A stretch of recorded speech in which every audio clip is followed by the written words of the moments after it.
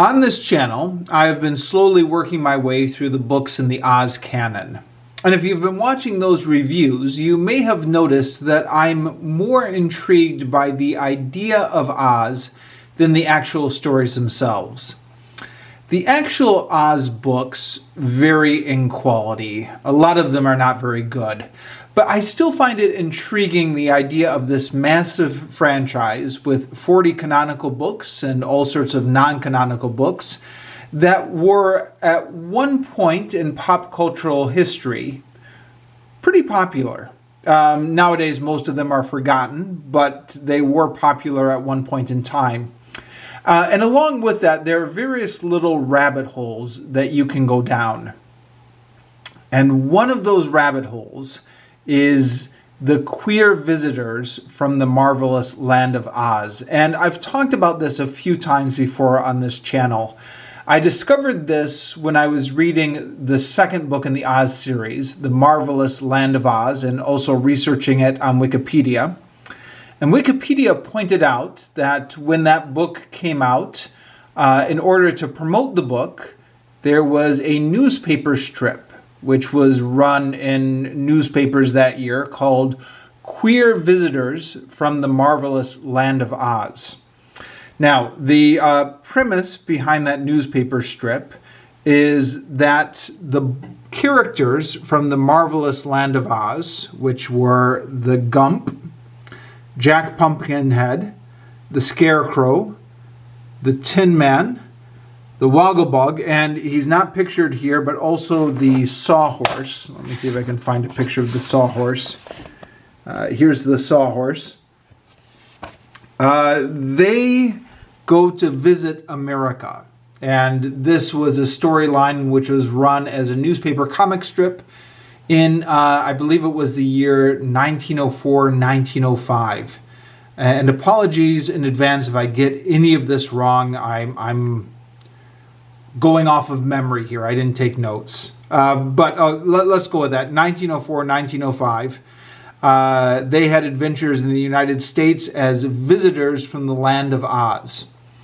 This is, to the best of my knowledge, and somebody correct me if I'm wrong, the only time that the Oz characters have come to our world. So the Oz stories quite frequently involve boys or girls from our world going into the land of Oz. These are characters from the land of Oz coming into our world to have adventures. And it was a popular newspaper strip at the time. And I guess partly because of the popularity of that newspaper strip, the Wogglebug became the breakout character. And there was all sorts of merchandising associated with him, there were toys and a board game. And he even eventually got spun out into his own book, and there was a stage play about the Wogglebug. And I just found that all really interesting when I was reading that, because who has ever heard of the Wogglebug nowadays, right? It just goes to show how much of pop culture gets forgotten. But I guess he was a really popular character back in 1904, in part because of this comic strip. Now, when I was reading The Marvelous Land of Oz and researching this on Wikipedia a couple years ago, I was still in Vietnam, so didn't really have much opportunity to track down the books. But now that I'm back in the United States, I decided to try and see if I could get a hold of any of this material through interlibrary loan. So the comic strips, which were run in the newspapers, have been collected in bound volumes over the years. I think the most recent one was in the early 2000s. And it is available on Amazon, but unfortunately my library didn't have it. What my library has is The Visitors from Oz, which is a retelling of these newspaper strips, which was published, I believe, in 1960. As you can see, it's credited to L. Frank Baum here, but L. Frank Baum was long dead by 1960. According to not Wikipedia, but one of the Oz Wikis, which you can find on the internet. It was rewritten by a woman named Jean Kellogg, and new pictures were added by Dick Martin. Now, as you can see, in this book here, Jean Kellogg is nowhere mentioned, so she's not credited in the actual book itself, but according to the Oz Wiki, that's who rewrote these stories.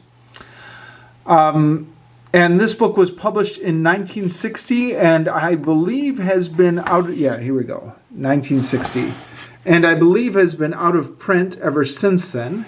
But I got a copy of this from the library through interlibrary loan. And in fact, you can see here we've even got a library card here, which has people checking this out all the way back in 1967. Apparently, this book must not have been too popular because after the 1970s, people seem to have forgotten about it. And then presumably from 2011, that's when it started being checked out electronically, maybe. But yeah, so here we have a little bit of an old edition here, courtesy of the library. So, not having read the original newspaper comic strips, I'm not the best person to comment on how faithful an adaptation this is. And I did try and search around on the internet to see if I could find any online collections of the newspaper comic strips. I didn't find any online connections, but I did find samples of some strips. One of which, in fact, you can find this on Wikipedia. Wikipedia has a sample of one about how Uncle Eli laughed too soon, which is adapted in one of these stories here. Oh, yeah. How the Tin Woodman developed a magnetic personality. So you can read that strip on Wikipedia, and you can compare it with the version here.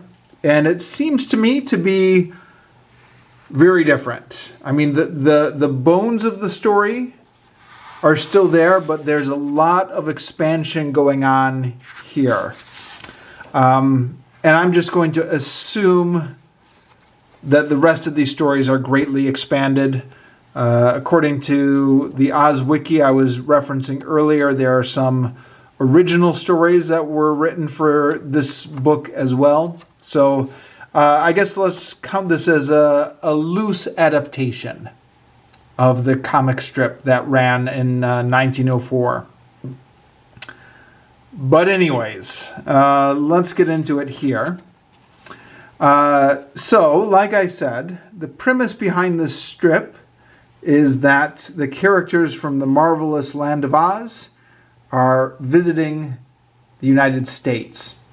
And despite the fact that this book was published in 1960, by which point there were many more characters in the Oz books, because this is an adaptation of the marvelous land of Oz, because this is an adaptation of a comic strip that was published after the marvelous land of Oz, we do limit ourselves to the marvelous land of Oz characters. And that again is the Wogglebug, Jack Pumpkinhead, Sawhorse, Tin Woodsman, Scarecrow, and Gump. And they go to the United States. They go to an amusement park and have fun in the amusement park. Then how the travelers told their tales. Here they just retell their origin stories, which is a little bit boring because we already know their origin stories, or at least we do if we already read the Oz books. But here we go, we're retelling the origin stories again. Then how Patty ate the pills. So this is a little girl who wants to be taller. So Jack Pumpkinhead gives her some pills from the Wogglebug, who apparently has magic pills for everything. I'm not quite sure if that's the way it was portrayed in the books, although my memory of the books is a little bit foggy by now. It's been a couple years. But yes, one pill makes her larger, and then one pill shrinks her back down to normal size again. So, obviously this is copying off Alice in Wonderland. But there you go. There's another weird thing in here, which is the Scarecrow is able to conjure these firemen out of thin air using magic. Okay, so here we go. But the Scarecrow had taken out his pocket handkerchief and dropped it on the road. He was leaning over it, making quick but careful magic passes with the stuffed white cotton gloves which served him as hands. From under the handkerchief, there suddenly rolled a tiny red fire truck which began to grow. It grew and grew until it was one of the biggest, shiniest fire trucks you ever saw. The fire captain got down from the front seat and bowed low to the Scarecrow. "At your service, Mr. Scarecrow," he said, "but where's the fire?" So, unless I'm forgetting something, this was never in the books. And I know I keep talking in my reviews about how the Oz books all contradict each other anyways, and the continuity is very loose. But yeah, I guess here's another contradiction. I don't think the Scarecrow ever had magic powers like this in the Oz books. And later on, the Tin Man has similar powers. And also, the Wogglebug has wishing pills. So they, here we go. Here's the Tin Man. He's got similar powers to conjure this car out of thin air, which he gives to the boy. And the boy drives off with the car. And then the car gets out of control, but they do lasso the car and bring it back down under control. But then they have a problem that the boy is miles from home. He must be miles from home, observed Jack, carefully holding onto his pumpkin head with both hands as he leaned out to sea. He will be lost. But Professor Wogglebug had taken from his vest pocket a small box clearly marked in green ink. Wishing pills. Closing his right eye and standing on his left foot, he popped one into his mouth. Seconds later, Timothy looked around and rubbed his eyes. He was sitting again on the rock at the edge of the shady road where he had first met the kindly Tin Man. So I guess the Wogglebug is able to wish Timothy back to the starting point with the wishing pills. Now, obviously this raises the question, if the Wogglebug has wishing pills that he can just use to wish anything whenever he chooses, and if the Tin Woodsman and the Scarecrow can just conjure up items, conjure up anything out of thin air, then why don't they use those powers all the time to help them out of any difficulties? For example, how our friends barely escaped the bears. So, and in the next one, they get stuck in the mountains. They have to ski down. They have to fight the bears. And of course, you're thinking, well, why don't they just use the wishing pills or conjure up some sort of new magical items? And then that same question can get asked throughout as they encounter various things like a bull here. Once you've established that they have undefined magical powers with seemingly no limitations, then none of the rest of the stories make sense. But you can never really apply too much narrative logic to the Oz stories. You just have to read them and, I guess, get lost in the fantastical world and look at the pretty pictures. And that's what you have to do with this book.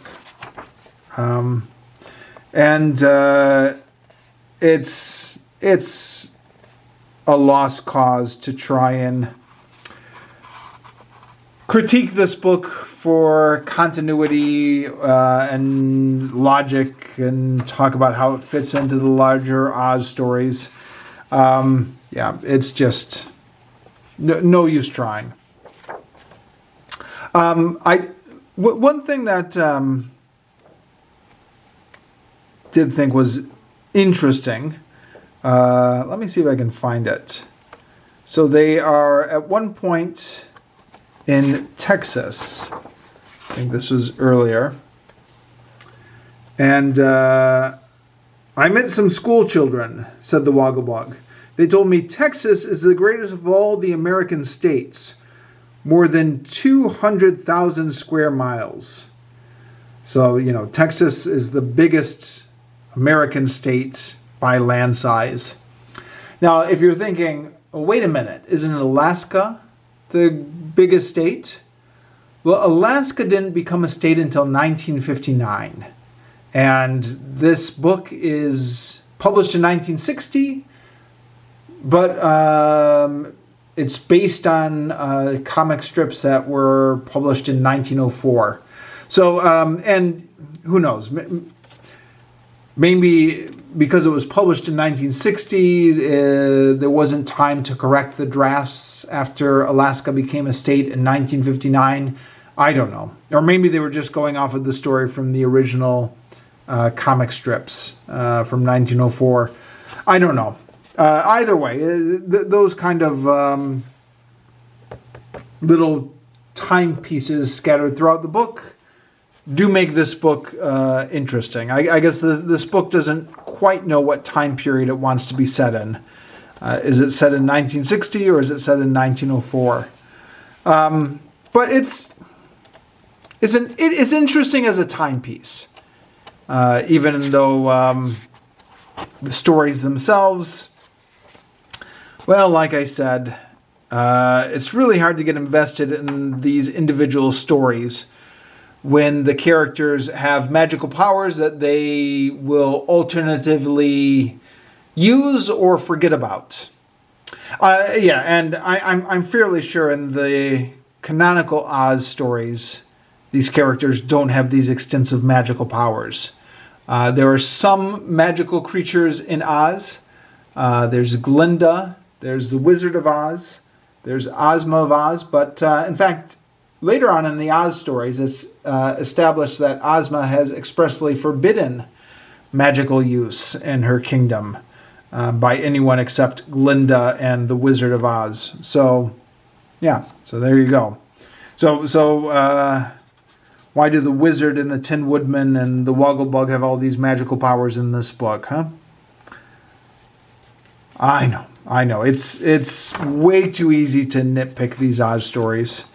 But yeah, the stories are not great. But the book is interesting as a timepiece, and the illustrations are colorful and fun. And that's the review. So there you have it. The Visitors from Oz. It's I guess this is one of the non-canonical Oz stories. Or you can maybe call it 2.5 because it takes place in between the second and the third book in the Oz series. Although, as the Oz Wiki points out, in these stories, the visitors meet Dorothy in Kansas. But in the third Oz book, when Dorothy goes back to Oz, nobody has any memories of having met her in Kansas. And they say that the last time they saw her was in Glinda's palace. So, doesn't really fit into the rest of the chronology. But yeah, this book here can be read in a couple of hours. It's essentially a picture book. So if you're interested in it, it is a quick and easy read. I don't know if I would go as far as to say I recommend it, but it's interesting as a timepiece. All right. Thank you, BookTube. I will see you next time.